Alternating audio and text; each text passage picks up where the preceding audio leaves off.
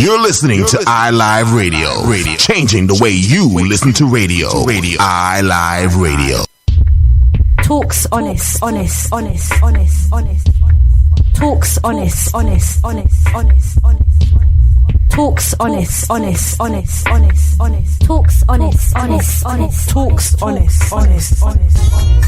Hello and welcome to TalksHonest. You are tuned into iLiveUK, changing the way you listen to radio. I'm your host, Miss Law, and this is a platform and an opportunity for you to discuss topics never spoken but often thought of. You can connect with us by contacting 0208 638 8503 or www.uk.iliveradio.com. What if we spoke honestly? What if we spoke honestly? What if we spoke honestly? What if we spoke honestly? What if we spoke honestly? What if we spoke honestly?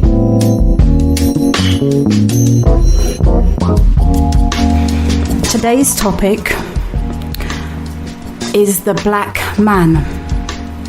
And joining me on today's show is Miss Mode and Miss Brown. Now, what's your definition of the black man?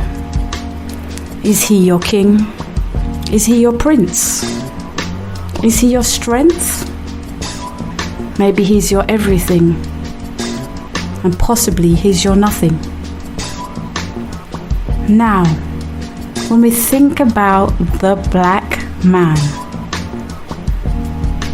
we all have different opinions on the black man. Some may be good, some may be bad. But this show today isn't about the bad. I want us to recognize our black men, the black man, for what he is, for what his role is, and just in general to appreciate who he is, the black man. Now, to you ladies, when you think about the black man, what's your thought process?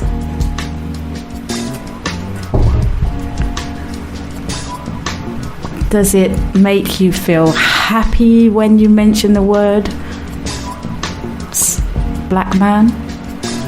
Does it make you feel sad when you mention those words? Does it bring back thought processes about the black man? Now, it's a lot to think about, because as we sit here and I say the words, so many different feelings spring to mind. Some bad, some good, some unjust, and some that really make us stop and think about the whole thing about being the black man. Now, we can't claim to know what the black man is going through on a day-to-day basis.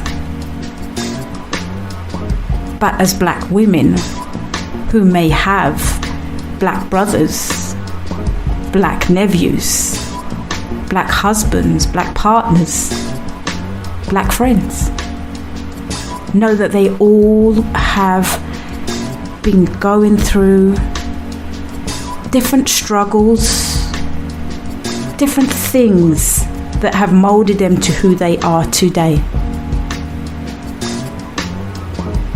What's your definition of the black man? Well, well, I mean, I was just going to say there's so many definitions. I've got my father, somebody that's always been there to care for me, make sure I'm okay, make sure that I'm okay. If I need anything, I know I can go to that person. Yeah. I mean, obviously, uncles. I mean, I've got a brother. Some people don't have a brother. He's my younger brother. However, he takes the role of an older brother, or tries to take that role as being older. So he wants to do that same thing, look out for you. Yes, so he feels responsible for his sisters. Definitely. Yeah. I feel for, like, my interpretation of the black man is, I must say they're very strong, because they have to deal with so much stigma against them. Yeah. And the stigma is like from young until into their adulthood, and they're still going through that same struggle. And the fact that they have to wake up every day and more or less have to prepare themselves when they go out of that front door into that world, it's like they don't know what's gonna be upon them. And the fact that they have to be mentally prepared for what's going to be thrown at them, because they're looked at in a different way compared to other races. In my opinion, I feel they're not celebrated enough. Yeah. And don't get me wrong, you know, there's good and bad in every situation. In everything, yeah. Right?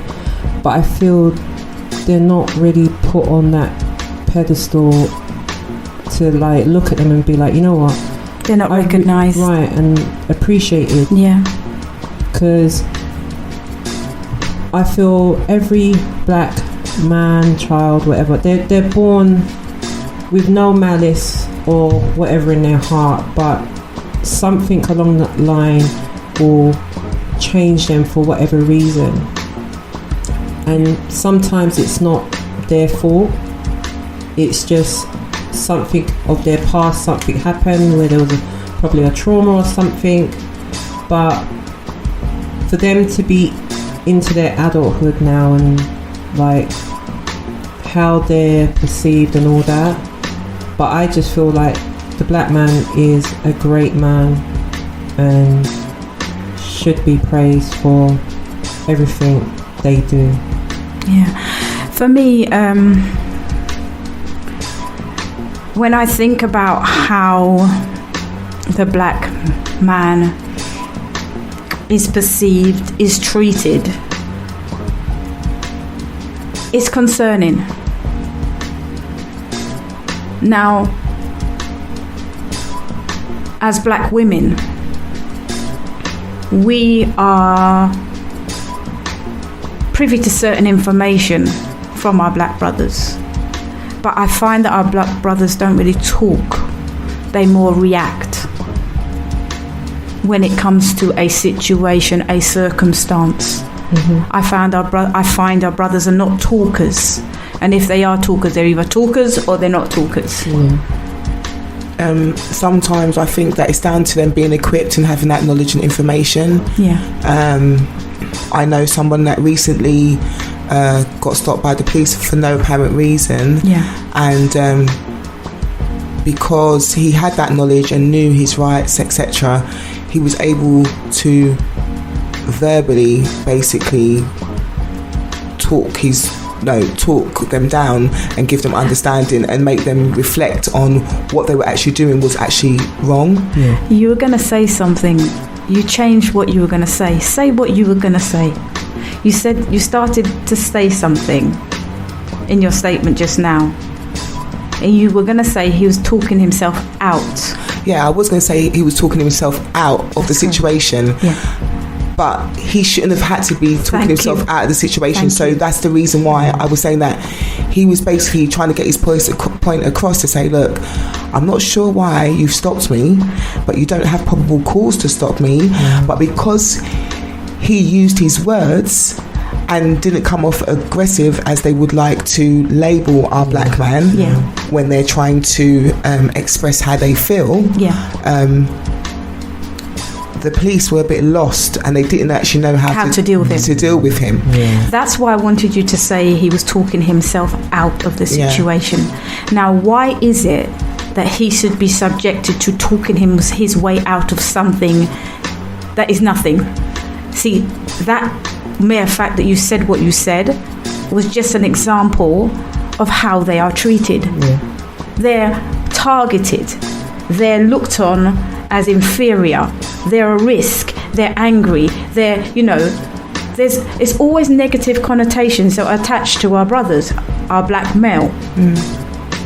I was just going to say that, you were saying they're always targeted, like they can't drive a nice car. Well, yes, they can drive a nice car because they can have a good job where they can afford to buy themselves and treat themselves to something nice. That's right.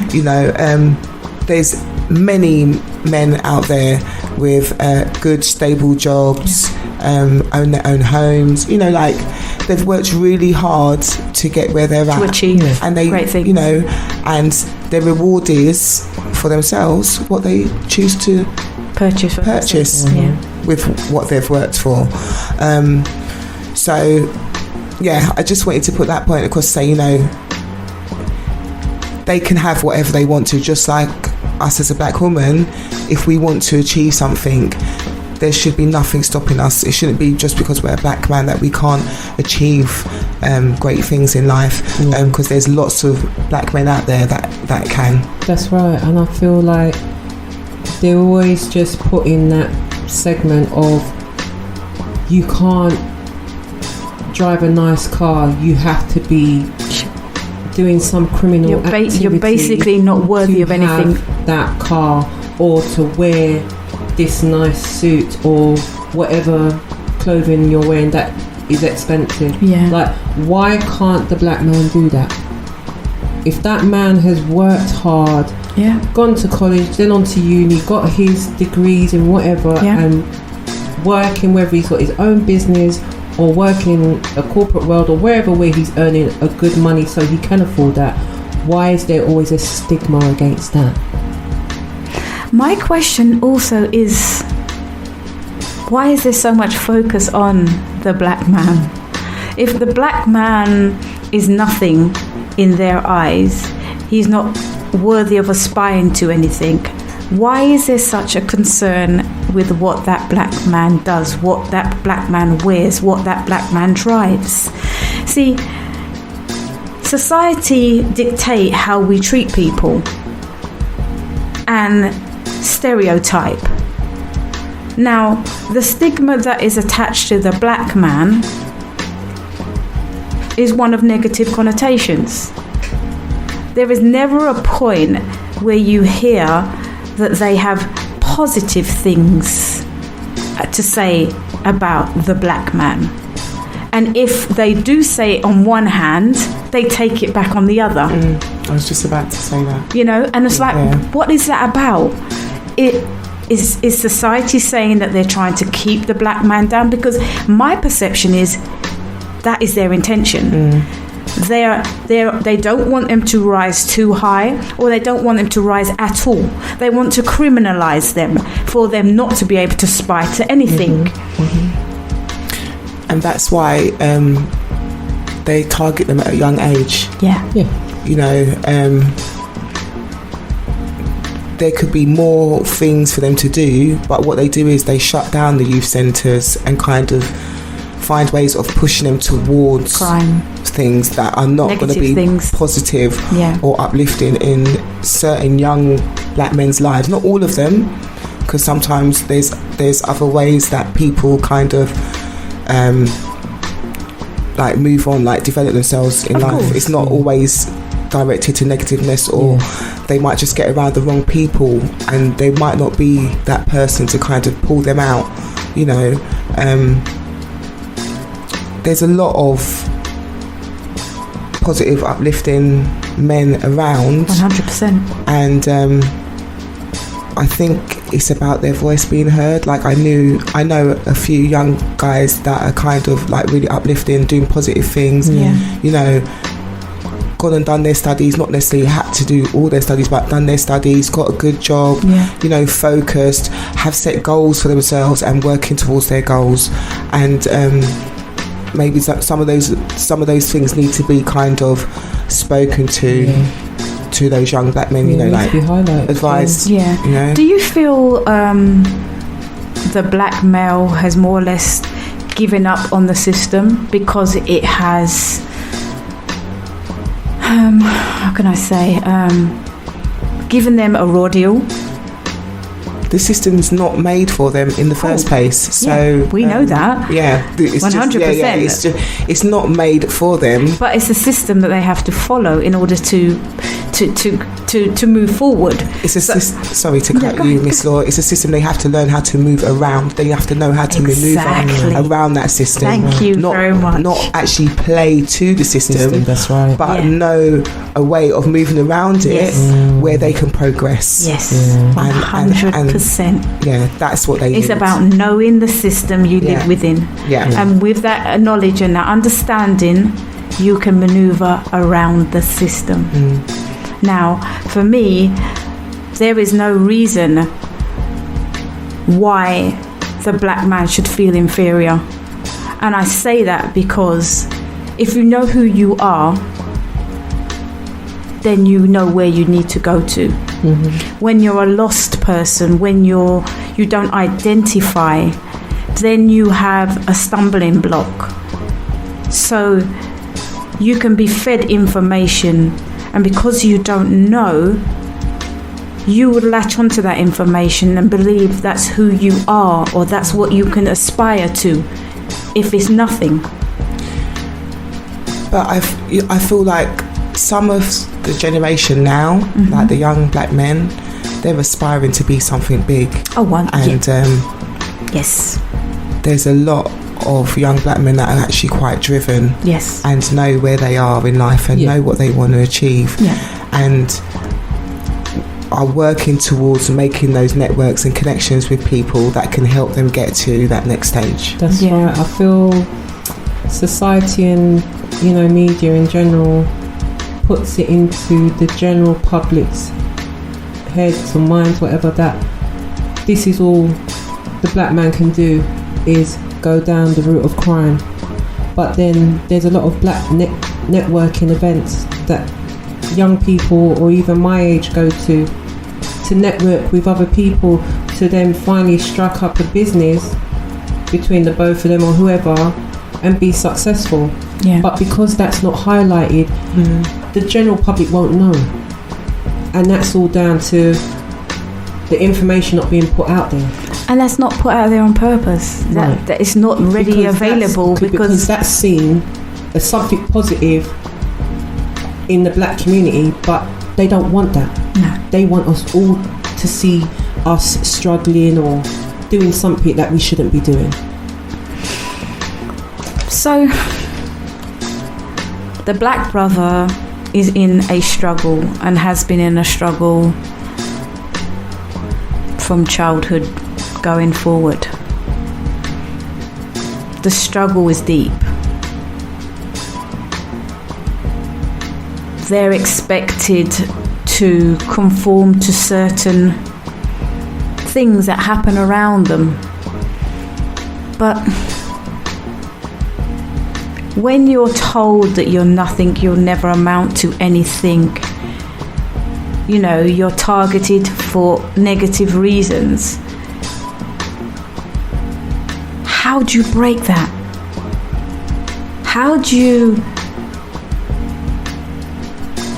not be targeted? You know, I understand people want to do things the way they want to do them, but you're in a system, and a system that dictates how you do, when you do, and how and where you do. So you're in a system that dictates all of this. You're targeted. What do you do as a black man to take that stigma away from yourself, or those negative connotations that have been put on you? How do you change that?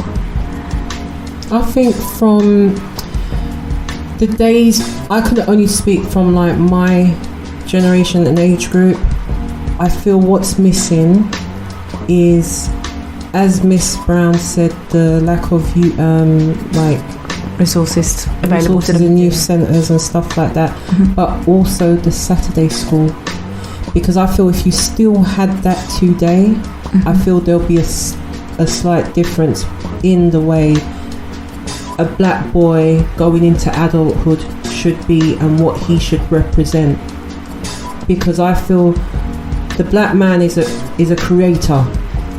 We've invented so many things, like we've just got that great knowledge, but because I think some of the black men tend to fall into that system, and as Miss Brown said, they're not working around it to know how to play the system. Yeah. And from you can play the system, you got it. You've got it. Yeah. But I feel it's either to do with a bit of being a bit lazy, they don't want to kind of get that knowledge, and they just feel comfortable being in that situation. Yeah, I think there are some that can be complacent, and then there's other ones that do have that kind of support, maybe from friends and family, which kind of gives them an advantage, and or that one teacher that might say to them, do you know what, actually you're actually really good at this, maybe you should try this. And it's all about finding what they maybe love, in the sense, and nurturing that and tapping into that. Like my son, for example, loved drawing, loved art. I nurtured him and made sure that all the things that he did had some kind of art kind of thing in it. He does graphics now, but that's because he was nurtured, because he had the support. That was something, he had the support. So I mean, you might see the young boy down the road who always seems to be taking something apart. He's not just taking that thing apart, that's a skill that he's got. That's right. It's about amplifying no one's recognising it. Like kids in school, sometimes a child might get told off because they've finished whatever they're doing and then their class has been disruptive. It's not that they're disruptive, the work that they've been given is too easy, it's not challenging, it's not challenging enough, and then maybe that child needs to be challenged and kind of see what qualities that child actually has. You know, but no, going back to the black man, they have loads of strengths, a lot of things that they have to kind of go through, even with working in a job and working for somebody. They have to put up with a lot of things, and so that shows resilience, you know. Yeah, because when I actually think about the black man, you know, people have an interpretation of them. They were never meant to be savages or thugs, you know. It's the mentality of people that despise them for their masculinity, you know.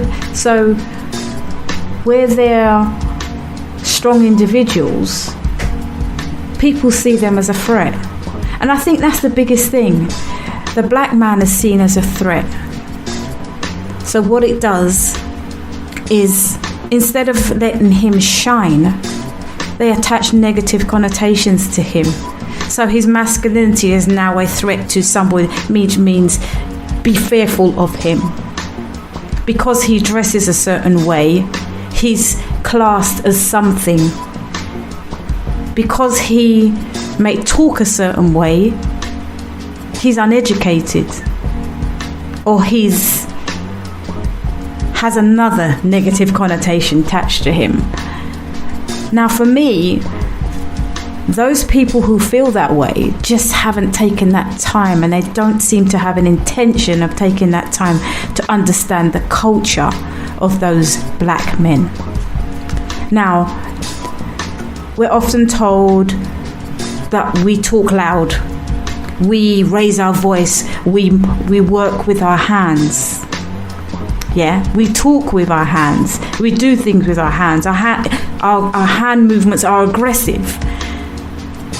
Now, if you know the culture of a black person, being a black man is going to be no different, is it? Mm-hmm. So I think, and where I'm going with this is, a police officer approaches a black man. His hands and talking and moving can be misinterpreted. But even before that, the policeman has just looked at him and decided, before he even approaches him, that he's bad. Yeah. He's done something wrong. And that's simply by the skin colour. That's right. And even their approach, you're not saying, oh, good evenings, or whatever, hello sir, we're stopping you, because no, they've come with their aggression as well. That's correct. So what happens there is you get a reaction. That's right. So the reaction you're giving is what mostly you're going to get back. Yeah. So in your opinion, if you are approached by a police officer, if a police officer was aggressive to you, would you feel the need to be aggressive back? No, I'll stay calm. Yeah. You're not going to... See, this is about knowing the system. But I think because black men get stopped more... So much. It's a thing of where they're tired and fed up. Because it's like you abide by the law, you do everything by the law, but you're still always targeted. Yeah, but when you understand the system, you understand the goalpost moves because of who you are, the black man. And when you understand that, then you understand your best is never good enough. Yeah, because I feel like if it's been repeated over and over, now imagine you getting stopped every day or how many times a day. That does something mentally to you. Of course it does. And it's like, I could sympathise where the aggression will come. Yeah, because no matter if you stay calm and reserved and you explain yourself, they're still coming to attack. Yeah. So it's like, how do you tell the black man over and over to try and remain calm when other races can do the same thing, but then it seems like the police officer would more or less draw back a bit and start calming down? See, for me, knowing that the black man has a number of stigmas attached to him, I personally believe that he should be more tooled up and not compare himself to someone other than himself, race-wise. Because as we're aware and as we know, yes, the black male is targeted more. And if I was to pull up statistics, for me, I would say it's racial profiling. Oh yeah, 100%. 100%, right? So if you know that you're racially profiled, you're living in a society and you're living in a country that is constantly targeting you, what is your move going forward? You can't expect to go out there and them to embrace you and say, oh yeah, well, you're good. Yeah, I feel most of them don't. Yeah, I know they don't feel that way, but their actions need to change. And I'm not for 1 second knocking the black male, okay? No, you're just trying to say that. I'm trying to say, if we bring about change and about how we do things, there will be no excuse for police officers to stop our black male. It will never. No, but we can't say never, because change has come about in generation after generation. Things have changed, but they haven't changed to make us be able to have a voice. But in order for us to be able to take the baby steps that we're able to take, we need to make changes. I'm not saying that we must conform to who they are and what they do and how they do it. But if we're the target, we need to change things so they can't target us so much. When you live in a society which is, they look at us as nothing, no matter what you try and do, because they target you from a young age, from teenagers or even younger, they're stopping you. So imagine as a young black boy, 11, 12 years old, being stopped. He's frightened, he doesn't know what's going on. He's just a boy either going to school or coming home from school. And then that keeps on going on till you're in your 30s. Yeah, because it's an abuse of power. It is. That's right. But 100%. the thing is, when you've got a police system that is not designed to treat everyone equally, how do you change? Because you can be that young boy who stays calm until your 30s, but you're still getting the same treatment. So what can be changed? It can't be us, because we're doing what we're meant to do when the police officer approaches you. You know to try and remain calm. Don't get all aggressive and loud and leery. I think the key is to know your rights. Yeah. If you know your rights, there's no need for you to get aggressive. Don't get me wrong, I understand we are people that, you know, if you press a button, we react. And they're aware of that. So therefore, they know what button to press to get a reaction from the black male. Or the black woman, right. Or anyone of different race. But remember, this has happened before we were even born, right? Yes. So, you're saying this change from when they came over the Rinwash time, or even before that, when they came over here to fight a world war, right? There still has been no change in this country. So my question. So if sorry to cut you. So even if you know you're right, and every black man does that, there's still not going to be a change. Question: what are we doing here? If that's the case, we can't make change, and I'm being devil's advocate. Yeah, no, go on. What are we doing here? Is my question. If my black brother is dying in numbers, why are we still here? Why are we conforming to what is going on? The key word, conformed. Some of us have conformed. We've just got comfortable in our situation. Well, that's why I'm saying we need to make the change. Which is key. Okay, but which is what? You know, all right, so you know how to react when a police officer stops you. You know your rights. But then, if that's not working, then what? It's a big question, right? You know, and we're black women, and we know black men. But we have black brothers, we have black nephews, we have black godsons. Change has to come about, and if it doesn't, youth who haven't even got to their teens will continue to die. But it's also, I mean, the change also needs to come where the young black men of today don't need to see another young black man as their enemy. 100%. Yeah. I think it starts from that. 100%. I think it starts unity from that. In numbers. Yeah. They can't be swayed to say, okay, yeah, I'm going to go and do something to this black boy because whatever. They should be able to be equipped and use their words and discuss stuff. I mean, I know when we were younger, it was like, yeah, come on, I see you in the playground, or I see you around the corner, and it was just fists and feet. It wasn't weapons.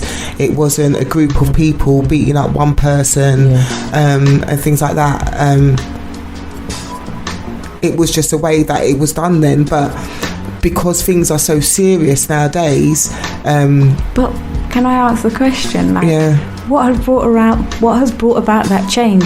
I know a lot of people say that music sometimes is the driving force behind certain things, the thug life, you know, the money, you know, a guy wants to get rich, he doesn't want to get rich doing a day in, day out job. Like, What is it? Because it's gone from, like you said, having a fist fight to now having a fight with a knife. Now going to another level, a gun. I just think that some young black men of today see something on TV and don't do the research. They don't follow things through. They just take things for face value. So okay, they're watching something, I don't know what it could be, but could have somebody famous in it that they see as a role model. They need to know that that's not actually the person's real identity. That's just what they're portraying for society. They're a celebrity, they need to look a certain way. However, for some of them, when you look behind the scenes and look at their home life, they're actually nothing like that. They're very intelligent. They strategize, they plan, they've got goals, they've got families, they've got wives. They're not that thug maybe that they saw on TV that all of a sudden just walked into a studio and got a hit label. Do you think society, the system, the music is pushing them in that direction? Because obviously what you just said about label getting a big hit, do they feel that that's the only avenue they can go to get that recognition? Because I find a lot of people, or the black male, should I say, gravitate to music. If they're not DJing, they're doing recordings, they're doing voiceover, they're doing that kind of that creative stuff, because they're very creative individuals. So is it that because society hasn't or isn't recognising them on a normal level, they have now said, well, okay, I'm going to do it my way because the system has criminalised me. I'm now a criminal. I can't fit into your everyday system. So now I need to find an alternative. Because I'm trying to understand. For some, they might just give up and go there. But there's people that have done time and taken that time to get the knowledge, to build up their education. They have so much access to libraries and books and things like that. There is no reason why they should not come out trying to become a better person, because there still be barriers that's going to try and deter them from achieving what they want to achieve. It's about them being strong, which many of them are, to try and push past that. I know somebody that did time, missed out most of their young adulthood. Now, the circumstances were out of their control and they reacted violently instead of thinking about the situation. But they're human beings, and human beings, we all have feelings. However, when they did actually come out and came back into to society, what people need to recognise, first of all, that it's actually very hard for them to fit back in. So it takes a lot of hard work and drive. But it's designed that way. Yes, it is designed that way. And it's intentional for them not to be able to fit back into society. Right. But for this person, opportunity arose. It didn't start off big, he started off small. He now owns his own business, nothing big, something to do with catering, serving food and stuff, but it's still his, and it's still something that he worked towards. So I do believe, could have drive. It's not always negative, it's not always conforming back into society and what they've always labelled you as. But for me, they're their labels, they're not our labels. No, they're their labels. So if we stop conforming to what they think of us or what they have, a path that they have set for us, then maybe change can come about. And I'm seeing change in the youth for the simple reason they're becoming entrepreneurs. They've made it clear they want to get rich, or they want to be successful, and they're setting up businesses in whatever their heart desires. Right, and so that's why I feel like society have to target them another way. So stop and search. It's just another way of trying to keep them down. Yeah. Because they are becoming young entrepreneurs. Yeah. They are having business mind, like, being mindful in business, like, thinking about, okay, this is what I want to achieve. I want to be a doctor. I want to be a lawyer. I want to be, a judge. I want to own my own business, depending on what you want to do. Yeah. But at least they're having that thought process. They're not thinking, okay, I'm just going to go and sign on and, that's it, yeah. This is what I'm going to do. I do feel that the youth they're wise to certain things. Opportunities that have arisen for them weren't there for us. That entrepreneurial thing, we were never told that we would amount to anything. So we were given secondary and third roles as opposed to those roles that were up there. So from the start we knew, okay, we'd only aspire or get to a point, and then we would have to change our journey. That's right. Yeah. Now I find the youth of today are more about, okay, I don't want to work for anyone. I want to own my brand. I want to do my music. I want to do whatever it is that I want to do. I'm going to set up my business. Do you think that the black men or black youth of today are less fearful? So they're not scared of, moving forward. No. Whereas maybe generations before, we'd question, okay, yeah, maybe I can't do that because, whatever. Whereas today, they're less fearful. I personally believe that I always class the younger generation as soldiers. They go out there and it's a battlefield. From the time they step out of their door, they're constantly in war. And I'm not saying that they're going out there looking for trouble, but what it is they put a different hat on when they walk out the door, because a police officer may stop them, someone might be looking at them, grabbing their bag if they walk past, different things that get their back up. But they try to soldier through all of that, and just try to just ignore it, because it's a lot. When you think about it, you walk out your door, you look a certain way, okay, you're stereotyped, you're a thug, you're a thief, you're criminally minded. Oh, that can't be your car. Why is he wearing those expensive clothes? Why is he wearing that jewelry? How can he afford those? Constant. It's non-stop.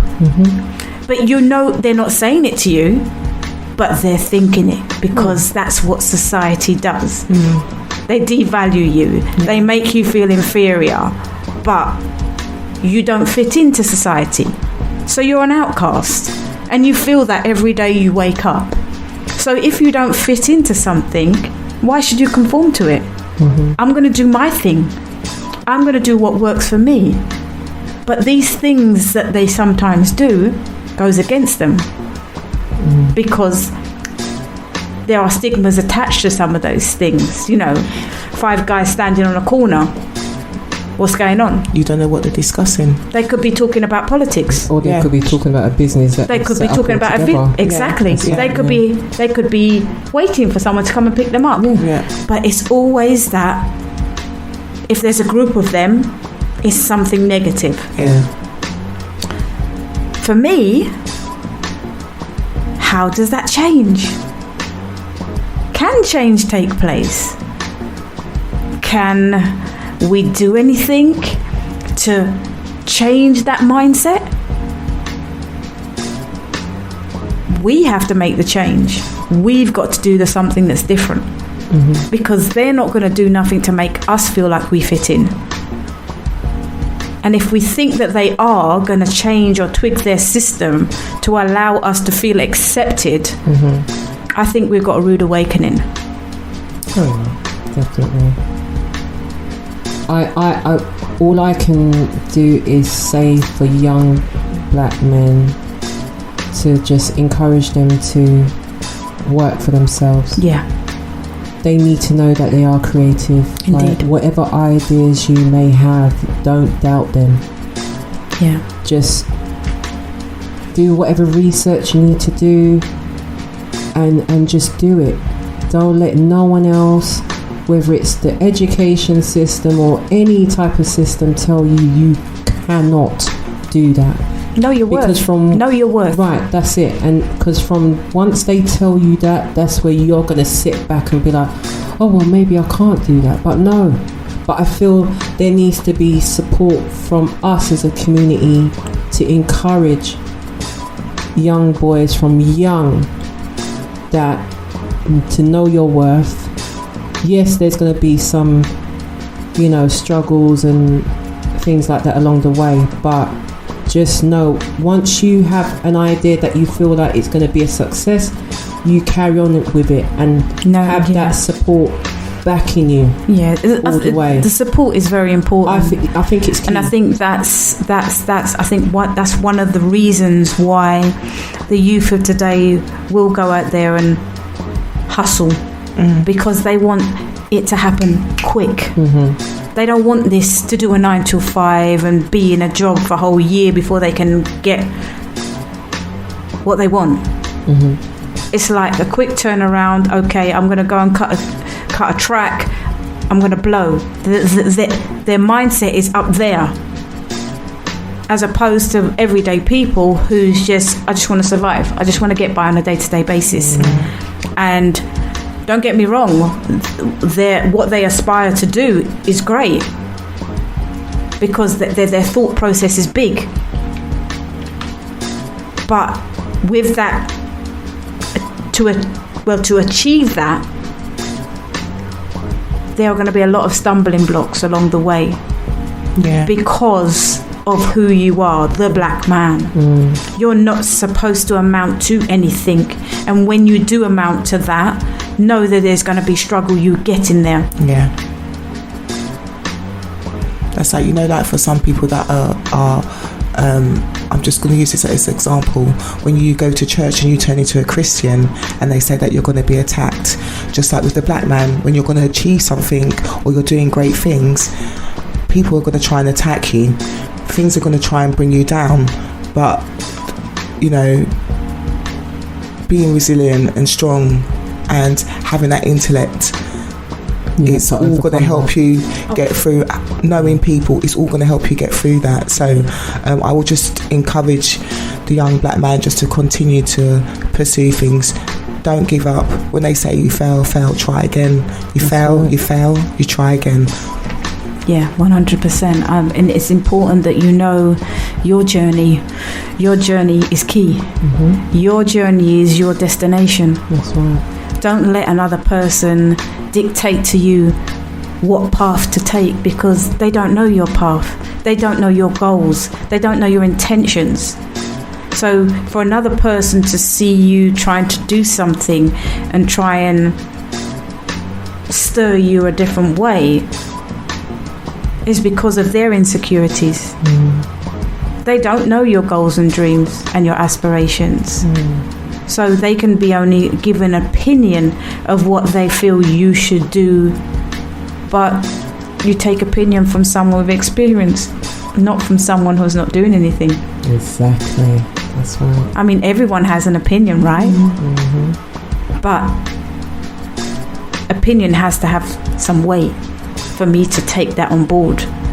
And I think as much as we are black people, we're very divided. And if you are doing well, your brother or your sister may despise you for that. Because why are you doing well? Not let me give you a step to help you up. Let me support Let me support you. Let me give you some of my knowledge and my experience to help you get your journey a little bit easier. And because of these things, this divide that we have, and it always boils down to that same divide. Until we take that divide out of the equation, the journey is going to be a hard one. It's going to be a struggle.